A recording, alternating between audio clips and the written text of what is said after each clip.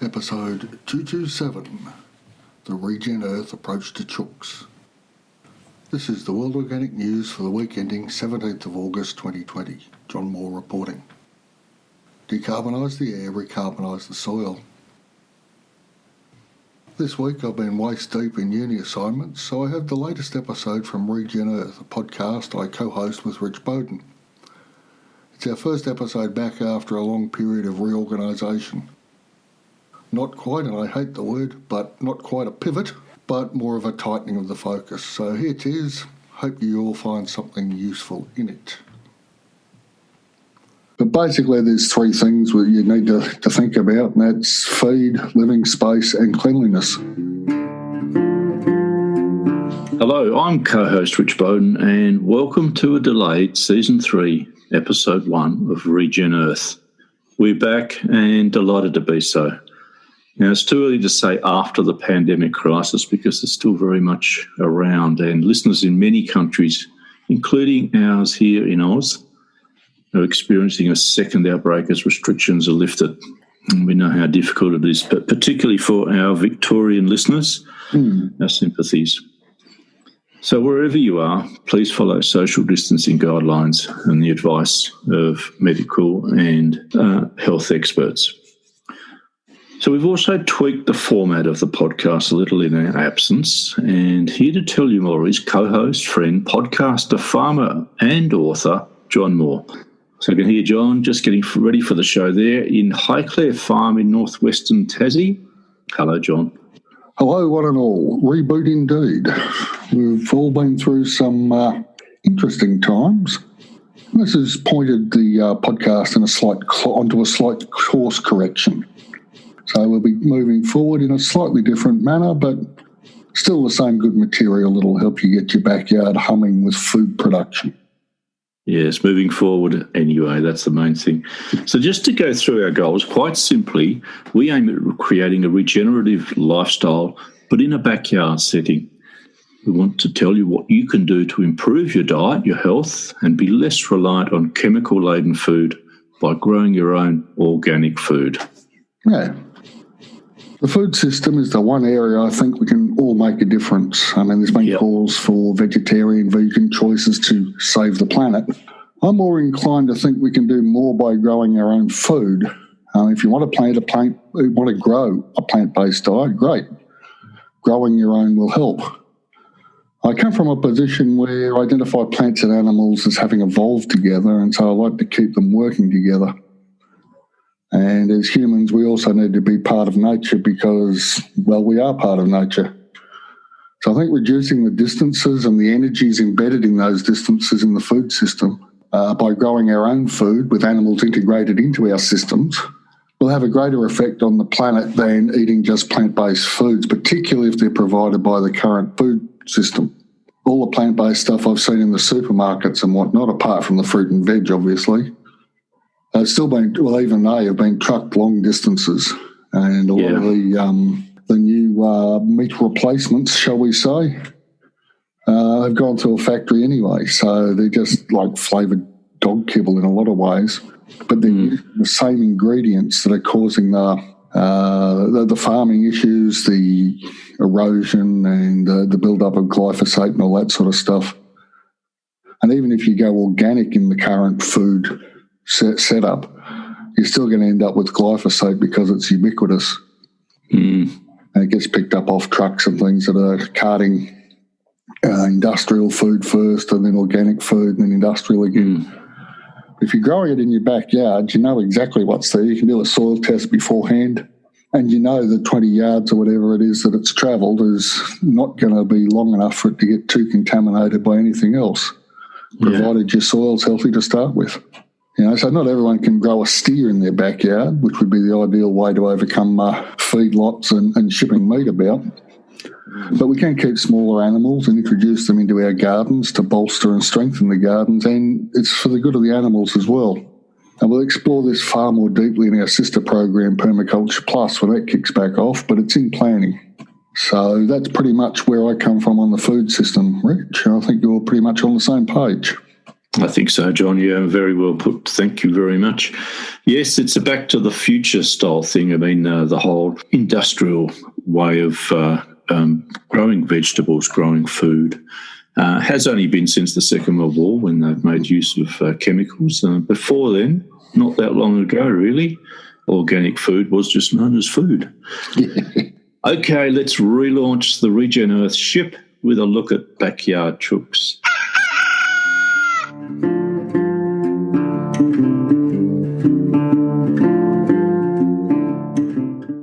And as we outlined in the introduction, one of the handiest animals for backyard sustainable living are chickens, or chooks as we know them in the Australian vernacular.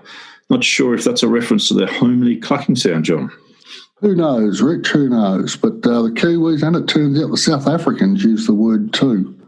Mm-hmm. So it's as good an etymology as any other. Now, I know my co-host listeners has got a number of interesting, even unusual breeds down there in northwestern Tassie. And I know when I interviewed Kate Willoughby for the Regen Earth seminar, she took me out into the backyard and showed me the chooks. And she's in quite a cold part of New South Wales in a city called Orange. And so the type of chooks she had was suited for the cold climate. But John, what type of chicken would you recommend for listeners who are looking to set up backyard organic regen project who live in temperate or even tropical climate zones? Well, when it comes to chooks, you can divide them into two types, basically, light and heavy. Funnily enough, the light ones weigh less and the heavy ones weigh more. The heavy ones are more your dual-purpose breeds. They tend to lay more in the darker parts of the year, so you can have them for meat and eggs. And the lighter breeds tend to be more egg productive, and they're more suited to the warmer tropical climates. But really, chooks are very adaptable. Mm-hmm. We've got a reasonably heavy breed rooster who's made up of any number of breeds, who's running around with half a dozen light Polish girls. Yes. 2 black, 2 grey, 2 white. And another one that came, and another girl who's got who knows what in her, but she lays blue eggs, who came from the same breeder as the rooster. Your more traditional heavy breeds would be your Rhode Island Red and your Australorps, that sort of thing. Mm-hmm.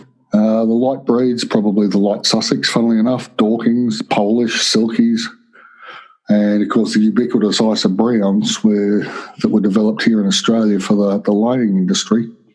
Yes. If you go, and they're a small light breed, but, gee, they pump out some eggs.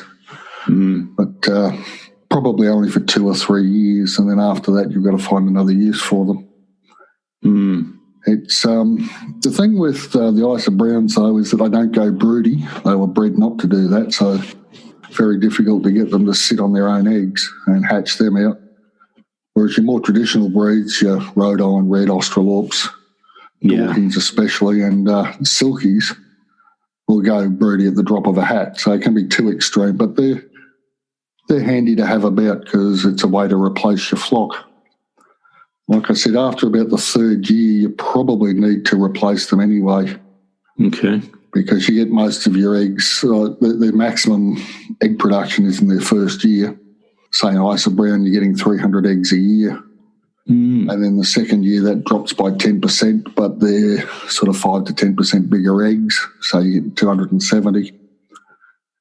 And then after that, it can get a bit, squirrel is the word that comes to mind.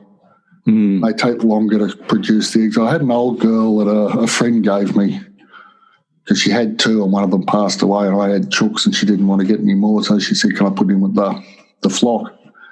And it must have been about 7 or 8, and I think we got about 4 eggs out of her a year. But they were really heavily shelled, but the shell was wrinkled. It's like she'd taken a time laying down the calcium, I guess, to create the eggs, because that was just how slow her body was working at that age. When the eggs were fine, they were fairly sizable too for a chook. Okay, yeah. But, so after sort of 2-3 years, you probably need to replace them. So you could have a couple of get 2 the 1st year, 2 the 2nd, and 2 the 3rd if you're going to do it that way. And that way you've got constantly rotating around. There's the 3-year-olds retire either to whatever you want to do with them. I'd put them in the pot myself. But other people can't do that, and that's fine. So, but I'd then replace them with some first-year ones so that you've constantly got some fresher birds coming through, and you're still getting the production. And a half dozen chooks would probably give you 4 or 5 eggs a day for most of the year, particularly in a warm climate. And that's more than enough for most households. The other thing you could do is go with bantams. Yes. I like bantams in a lot of ways. Nearly all the bantams will go broody as well. And they're very well behaved. They're normally tucked up in bed earlier than the other chooks for some reason. Yeah, we had bantams when I was a kid, John, and we had them for a while. They were fantastic. And then we managed to rescue some battery hens. They were the big white ones. I'm not sure what breed they were, but they had no idea how to roost, John. And the funniest thing, the first night we had them, they didn't have a clue what to do because they'd been raised in a battery compartment. And they watched the bantams. It was sad. They watched the bantams, and something in their chook brains fired up something that realised that they had to perch on a branch, the same as the bantams. So they did, but they were too heavy and they kept falling off. And the dignity, but it was incredible to watch, and I've never forgotten that. I ended up with some rescue ones myself that had never known how to scratch about and peck. Yes, because everything's right in front of them as they sat in their cages. They picked it up quick when there were other chooks about and they could see it, but it's criminal to treat animals like that. It is. It's terrible. But of course, John, most people would think of eggs when they consider chooks, and getting breeds, of course, that lay well and are suited for your climate. But they are so much more. I mean, importantly, as I think you'll agree, John, for backyard regen earthers looking to grow their own organic food, they can form the apex of the system. So that can be not only eggs, but controlling pests, creating manure, fertilising the garden. That's the scratching John was just talking about, as well as producing the beautiful eggs. Yeah, they're a multi-purpose species, really. And rather than follow the industrial egg thing of locking them away and just having them for eggs and then carting the poo off somewhere else at enormous expense, they can form, like you said, the apex of the system. And this is where that animals and plants working together idea comes in that I was talking about earlier. Yes. Just a matter of organising how we're going to keep them. I mean, some people are quite happy to have them in a shed with some deep litter, and the chooks thrive on that. It means that you've got once a year, once a quarter, depending on how many chooks you've got and how much they're eating, clean out the bedding, but you've also got to get the bedding from somewhere, so that's another cost. But it does make lovely garden bed material. And they're eating up the food. Sorry, John, is newspaper okay for that? Because I know a friend that uses newspaper as bedding. Can tear that up, yeah. Mm-hmm. Yeah. Not a lot of newspapers around as there used to be, though, Rich. That's the problem.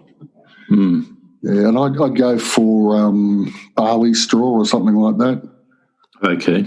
Because there'll be lots of grain left over in it for some reason. That's the way it seems to go with barley straw.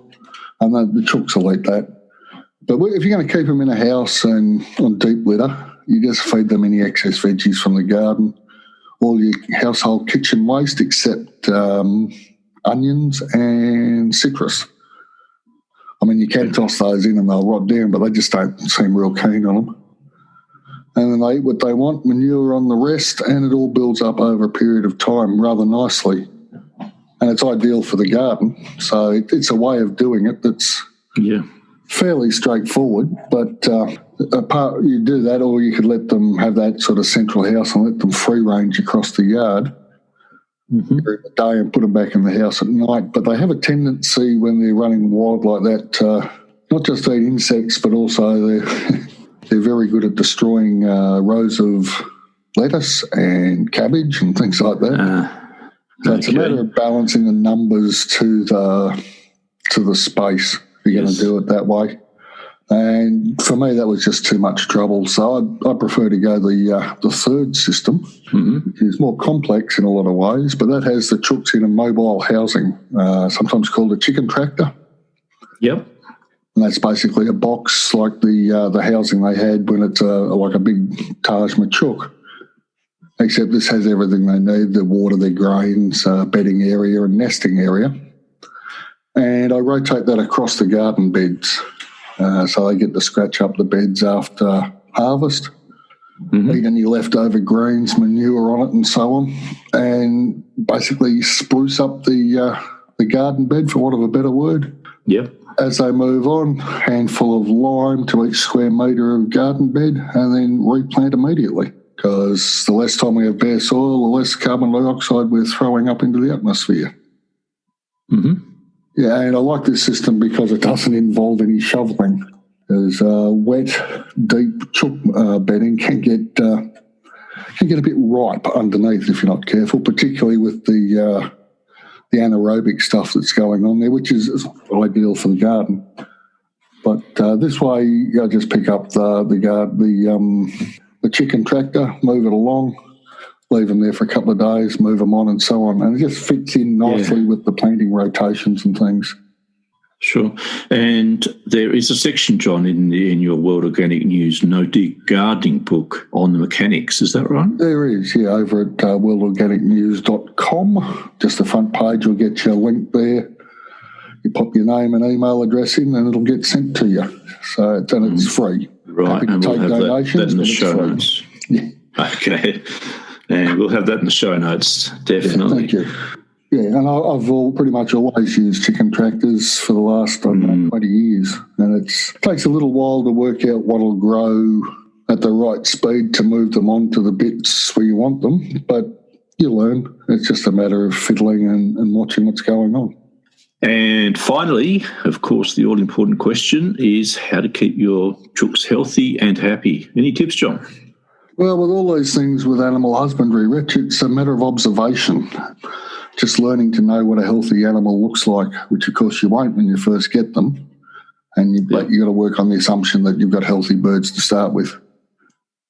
And you'll know fairly quickly anyway once you start keeping them, what they do, how often they scratch, how often they dust bath and all that sort of thing. But basically there's three things that you need to think about, and that's feed, living space and cleanliness. And feed, of course, is a matter of choice. You can use pellets if that works with your lifestyle. A good grain mix works too. I'd avoid too much lettuce, especially iceberg, as it's just water. And you can end up with chooks with scours, and that's never pleasant. You can also grow grains for your birds, or even better yet, get hold of a parrot mix and plant that in the cleared beds. And when about 80% of the stuff's sprouted, you can just move your chicken tractor across that. The chooks will love the green feed, and they'll also clean up anything that's unsprouted. Even the sunflower seeds they'll destroy. So they're good. If you've got snails or slugs that are a problem, you can put out a board overnight, and then when you turn it over in the morning, there'll be lots of slugs and snails on there, and you just flick them into the chooks. That's a great idea, John. Yeah, they'll deal with that. So living space is about making sure they've got the ability to behave as social animals, which they are. So they need their hierarchy and their space to get away from being henpecked. They don't normally peck anyone severely or hurt them if there's the space for them to separate, because chooks don't have a large brain and they don't stay cranky for long. So if you see any sign of henpecking and you've got them in a chicken tractor, you need to reduce the numbers fairly quickly, and particularly take out the one that's being picked on, because once it becomes a habit, then they all sort of pile in. But you'll catch it early enough, or move them to a bigger tractor. You'll know it when you see it, and it's fixable. That's about the only thing you have to worry about with chicken behaviours that I'm aware of. Cleanliness, of course, refers both to the birds and their housing. You need a dust bath so they can clean their feathers. That's how they keep the parasites and whatnot off. And that's an interesting tip from the chooks if you've got aphids or whatever on your plants. Yeah. You've had a bit of an infestation without the predators turning up. Using the ash from the bottom of your fireplace or that sort of thing, and just dusting that around the plants so that it sort of forms a sort of a cloud and then settles down. We'll also get rid of those, which is what the chooks do, because the insects breathe through their bodies.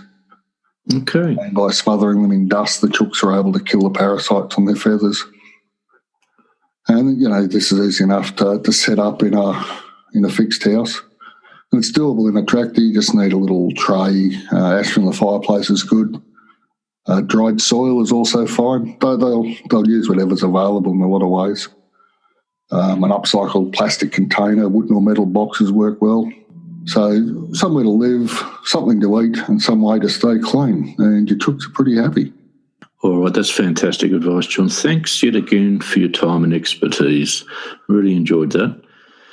And that's it. Thanks for joining us for the first episode after the hiatus. We'll be back next month when we'll stay on poultry species and review them again in a backyard context. In the meantime, catch up on John's organic podcast at World Organic News, and we'll have again the link in the show notes. Yes, I'm looking forward to the other species of poultry that we could introduce for a bit more diversity into our backyard ecosystem next time. And don't forget you can grab the No Dig Gardening book over at worldorganicnews.com. And we'll let you know in this feed when we relaunch Permaculture Plus, our show where we take an in-depth look at issues loosely related to permaculture ethics. Yeah, I'm looking forward to that. Okay, bye for now. Bye. And there you have it. If you like what you've heard, please subscribe to Regen Earth, the podcast, available in all good podcast providers. And then if we can put in the groundwork now, we can all change the world. Even if it's only a little bit to start with. We will begin the process. Decarbonising the air, recarbonising the soil. Thank you all for listening, and I'll be back next week.